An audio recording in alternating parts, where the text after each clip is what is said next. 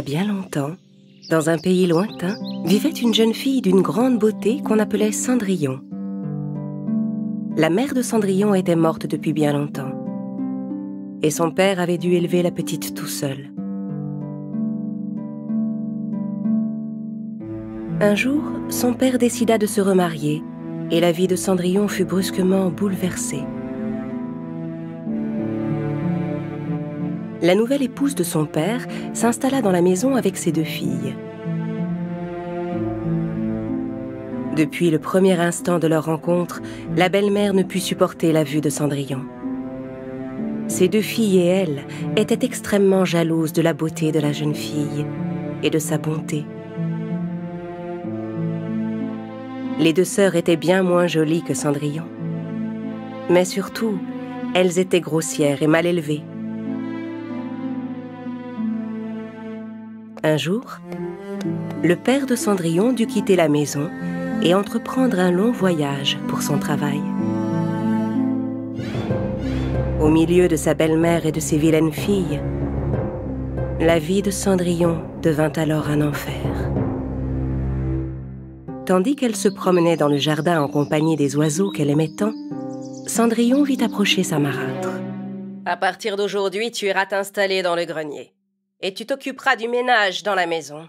Et puis je ne veux plus te voir te promener dans ces vêtements. » Cendrillon ne savait pas quoi dire. Impuissante, elle n'eut d'autre choix que d'obéir. Elle rassembla ses affaires et monta s'installer dans le grenier. À partir de ce jour, Cendrillon dut s'occuper toute seule de toutes les tâches de la maison.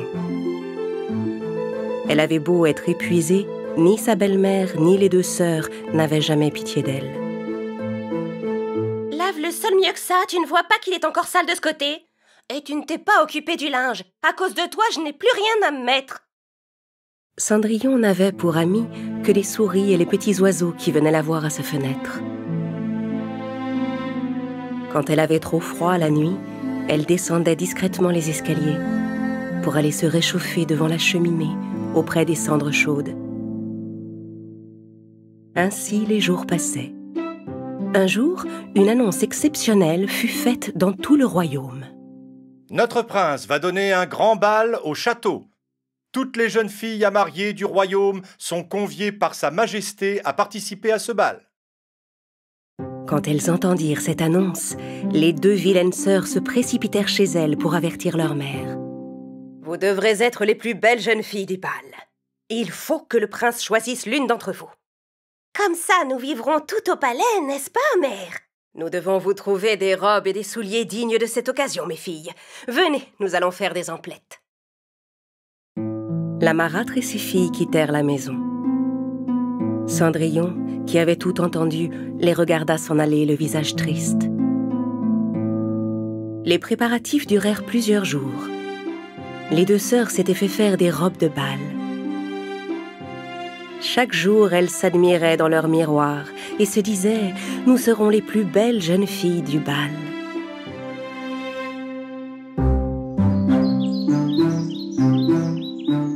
Enfin, le grand jour arriva. Les 2 sœurs se levèrent plus tôt que d'habitude ce matin-là et appelèrent Cendrillon. « Cendrillon! Cendrillon, viens ici, dépêche-toi !»« Mais où est-ce que tu traînais encore? Dépêche-toi et prépare notre bain !» Toute la journée, Cendrillon aida ses sœurs à se préparer. « Aïe! Plus doucement, tu vas m'arracher les cheveux. Oh !» À la fin de la journée, elles étaient enfin prêtes pour aller au bal.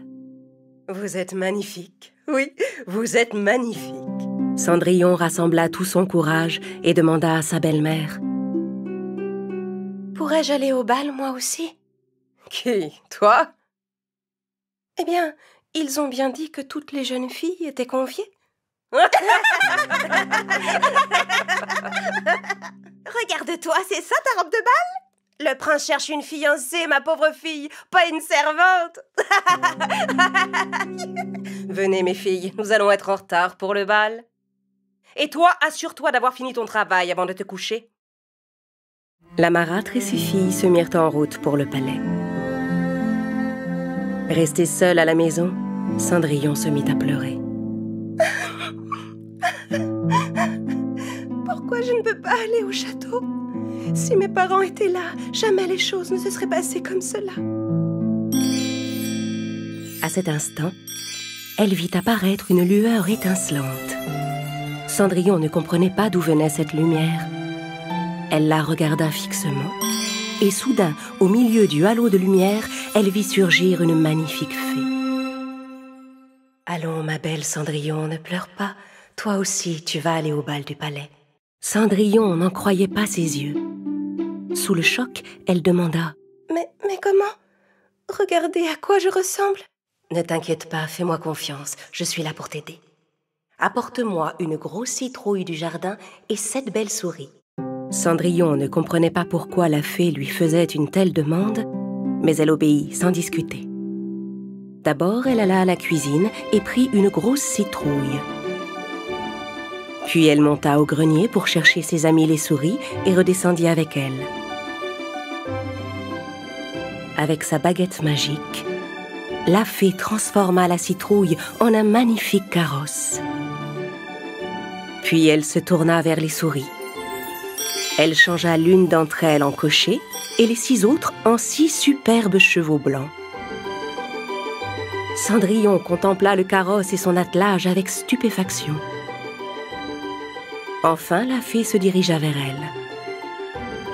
Elle l'effleura de sa baguette magique et aussitôt, les haillons de la jeune fille se changèrent en une magnifique robe de bal. Et ses vieilles pantoufles étaient devenues de ravissants souliers de verre. J'ai l'air d'une princesse. Il est temps d'aller au bal à présent. Mais n'oublie surtout pas, aux 12 coups de minuit, tu devras être rentrée. Car à cet instant, tout redeviendra comme c'était avant. Cendrillon écouta attentivement la bonne fée. Puis elle monta dans le carrosse et se mit en route en direction du château. Le splendide attelage s'arrêta juste devant le palais. Quand Cendrillon franchit les grandes portes de la salle de bal, tous les yeux se tournèrent vers elle. Elle était si belle et si élégante. Même la marâtre et ses 2 filles ne pouvaient détacher les yeux de cette beauté. Bien sûr, elles ne pouvaient pas la reconnaître. Soudain, le prince apparut en haut des marches. Au milieu de toutes les jeunes filles venues assister au bal, il ne vit que Cendrillon. À peine eut-il posé les yeux sur la belle jeune fille, il en tomba aussitôt amoureux. Sous les regards curieux de l'assemblée, il descendit l'escalier et se dirigea lentement vers elle. Les 2 sœurs étaient toutes excitées de voir le prince s'approcher d'elles. Oh, il vient vers moi? Mais non, il vient vers moi, regarde! Mais le prince passa devant elles sans les regarder et s'arrêta devant Cendrillon. Charmante jeune demoiselle, voulez-vous m'accorder cette danse?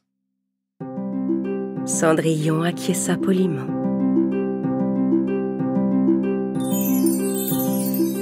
Le prince et Cendrillon se mirent à danser sous les regards fascinés de tous les invités. Cendrillon était tellement captivée par la musique et la danse qu'elle avait l'impression qu'il n'y avait plus que le prince et elle dans la salle de bal.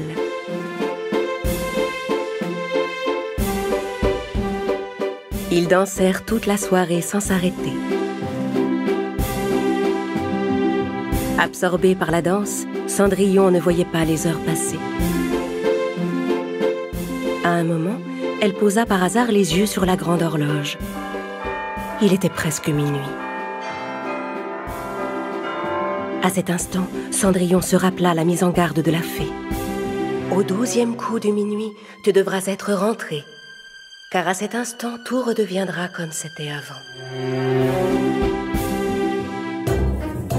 Prise de panique, Cendrillon s'enfuit brusquement de la salle en abandonnant le prince. Alors qu'elle descendait les marches du palais en courant, elle perdit une de ses chaussures. Mais elle n'avait plus le temps de la ramasser. Tandis qu'elle continuait de courir, l'horloge sonna le dernier coup de minuit et tout redevint brusquement comme avant. En sortant pour la chercher, le prince trouva le soulier perdu sur les marches du palais. Trouvez à qui appartient cette chaussure. Faites-la essayer à toutes les jeunes filles du royaume et retrouvez-la. Hors d'haleine, Cendrillon rentra chez elle et fila au grenier. Là, elle repensa à la soirée qu'elle venait de passer avec le prince. Elle se dit qu'elle n'avait aucune chance de l'épouser, mais elle en était tombée amoureuse. Il était presque impossible pour le prince de la retrouver, et même s'il y parvenait, il ne la reconnaîtrait jamais. Les hommes du prince allèrent frapper à la porte de chaque maison du royaume pour retrouver la jeune fille à qui appartenait la chaussure.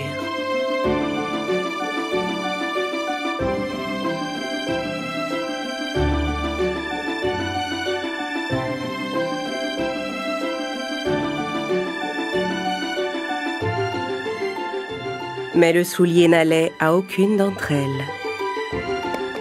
Enfin, les hommes du prince arrivèrent à la maison de Cendrillon. En voyant le carrosse royal s'arrêter devant la maison, la jeune fille fut folle de joie. Mais alors qu'elle s'apprêtait à sortir de sa chambre, sa belle-mère apparut sur le seuil. « Où comptes-tu aller? Tu voudrais peut-être essayer la chaussure ?» Avec un rire sarcastique, la belle-mère enferma Cendrillon dans le grenier. « Non, arrêtez, ne faites pas ça! Ouvrez la porte, je vous en supplie! » Tu es ridicule! Qu'est-ce qu'un prince pourrait bien avoir en commun avec toi? Les hommes firent d'abord essayer la chaussure à l'aînée des deux sœurs, mais elle avait le pied trop long. Regardez, vous avez vu, elle me va parfaitement. Puis ils firent essayer la chaussure à la cadette, mais elle avait le pied trop gros. Je devrais peut-être essayer l'autre pied? Mais quoi qu'elle fasse, la chaussure était trop petite. Pendant ce temps, Cendrillon tentait par tous les moyens de s'échapper de sa chambre, mais la fenêtre était trop haute.